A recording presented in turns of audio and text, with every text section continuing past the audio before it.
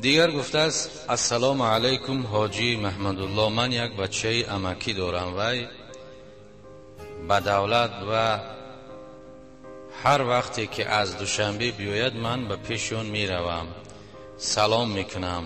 وی قطعا بر نوک دستش سلام میکند و رویش را اونس میگرداند. من در حیرت میباشم آیا به این خیل شخص سلام کردن من درست هست یا نه؟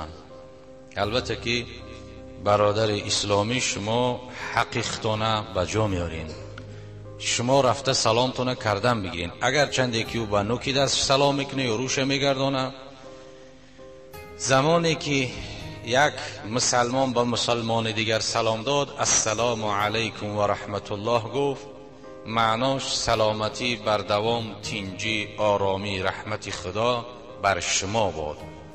یعنی علیکم به صیغه جمع است، بر شما، بر تو نه بلکه بر شما.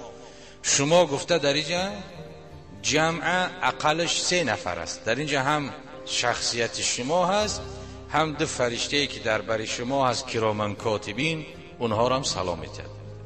یعنی که سلامی خدا بر شما بود. اگر جواب بگرداند باید که بگه و علیکم السلام و رحمت الله. اگر سلام دهنده بگه السلام علیکم و رحمت الله، جواب دهنده بگه و علیکم السلام و رحمت الله و برکاته. این جواب دهنده خوبتر سلام بگه.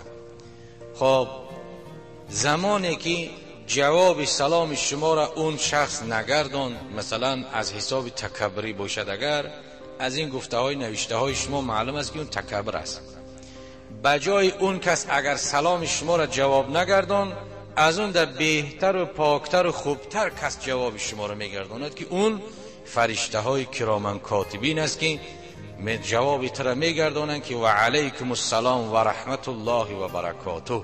این خیلی جواب تر میگردانند که رحمت خدا را در حق تو دعا میکنند، فرشته هایی که دعای اونها مستجاب است. و به اون شخص تکبری که جواب سلام مسلمان نگردان با او لعنت میگویند. این یکم.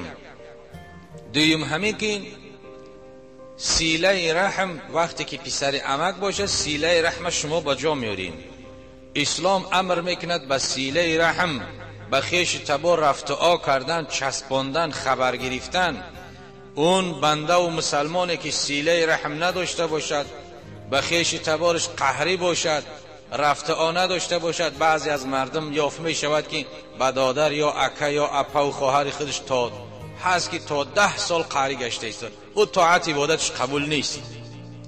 اسلام در ابتدا همین امر کردگی بود که سیله ارحام، به خویش تبار رفت آ کردن، خبرگیری کردن، از حال وا پرسان شدن.